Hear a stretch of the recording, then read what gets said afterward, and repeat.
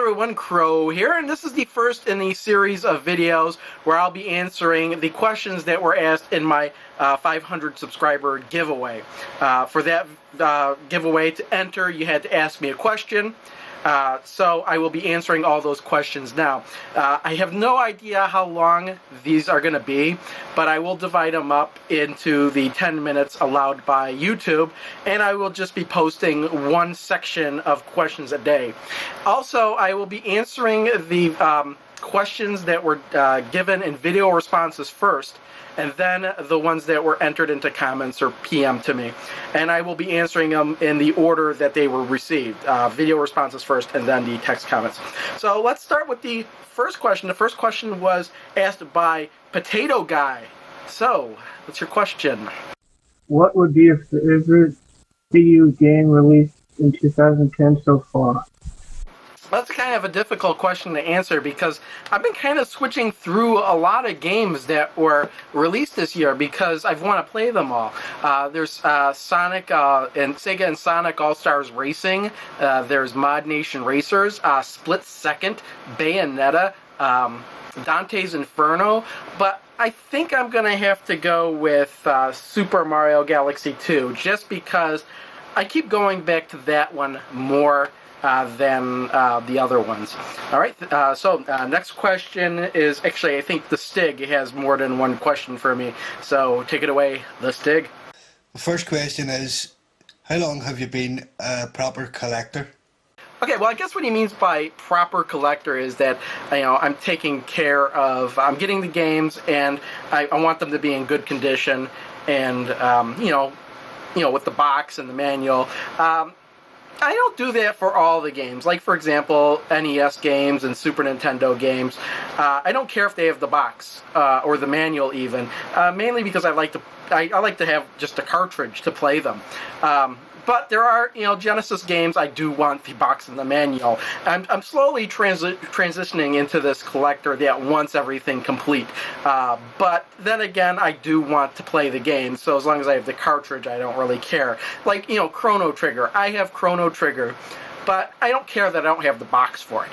That kind of thing. So, actually, I didn't actually start collecting games, starting to get it, until I got together with my current fiance. Then we actually knew each other in college, and then many years had gone by, and we contacted each other again and got together. And at the time, she worked at Goodwill, and she used to get these deals on systems and whatnot, and she used to get them for me.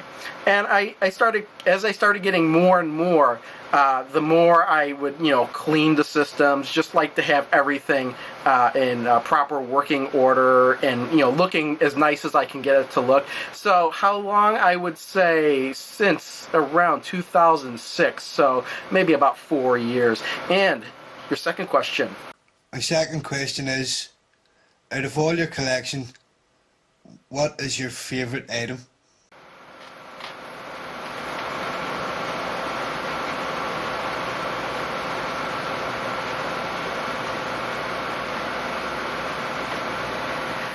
Out of all my collections, I think my favorite item might actually be the Vectrex. You could kind of see it right there, kind of behind the lamp there.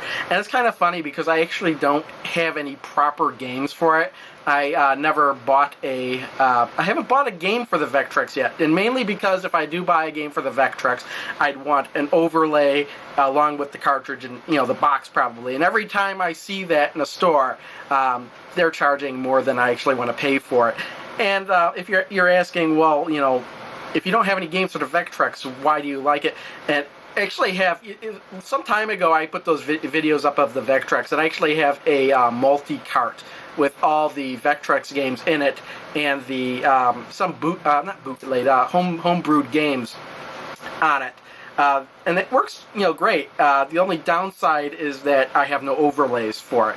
But that would be my next step, would be getting overlays for it. But yeah, the Vectrex is probably the favorite item in my collection, I guess. aside from the Neo Geo, I just have to say the Vectrex, just because it's an oddity, really. It's the only vector graphics-based game that ever game system that ever came out. All right, so let's move it on. Next question is from Mark Vigier. Take it away. What are your thoughts on the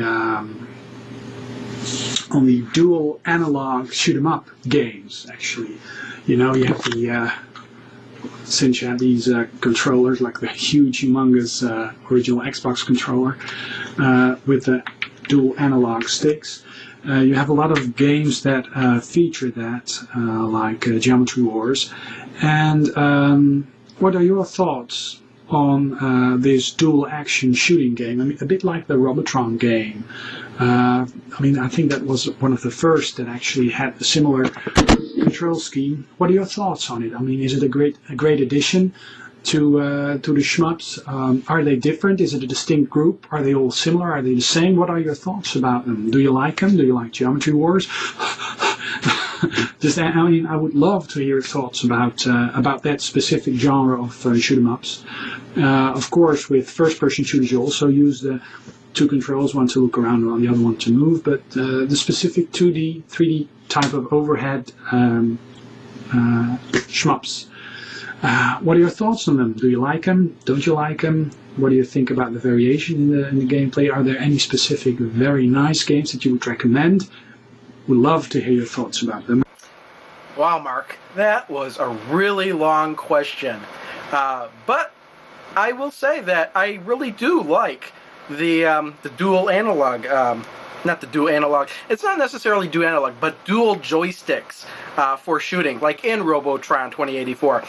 Like in Smash TV and Total Carnage, and probably a handful of other games, like Geometry Wars. That's not necessarily, doesn't really necessitate the analog sticks. But yeah, that's one of the reasons why I like this controller so much, is because you have that dual analog controllers. And sure, the Atari 5200 and the Nintendo 64 before it had the analog controllers, but this was the first controller that had dual analog.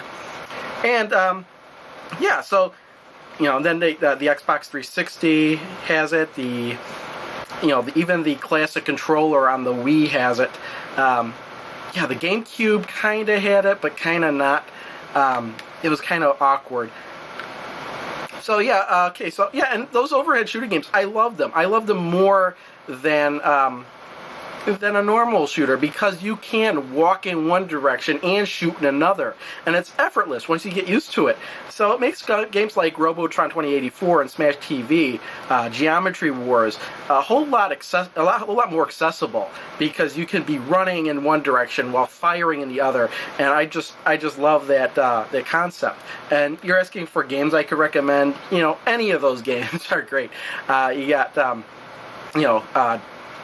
the Geometry Wars, like you mentioned, Robotron 2084, can't go wrong with that. Smash TV, excellent game, and to a lesser extent, its sequel or spiritual sequel, Total Carnage. Also, there were a few other games, like even when Smash TV was put onto the NES, they had made it so you could play with two NES controllers and hold them sideways, and use one controller to shoot and one controller to move. Also, like in the Intellivision, even there was the Discs of Tron, I believe. And if you were using one controller, the disc would run, and you'd have to hit the number pad to select the direction you shot in. But due to kind of a glitch in the Intellivision controller, you can't move while you're firing, because they use the same signal or something. It just didn't work. But what you could do was actually hold two controllers and use the disc on one controller and the pad on the other. Once you got used to it, it was kind of fun to be able to run in one direction and fire in the other. I don't think that's actually part of your question. I just like to mention the fact that I know this. Anyway, all right, everybody. Looks like I ran out of time on this video. I'll continue these questions in the next video, which should be uploaded the next day, barring any unforeseen circumstances. See you then. We've come to the conclusion, dem bones, dem dry bones, sir.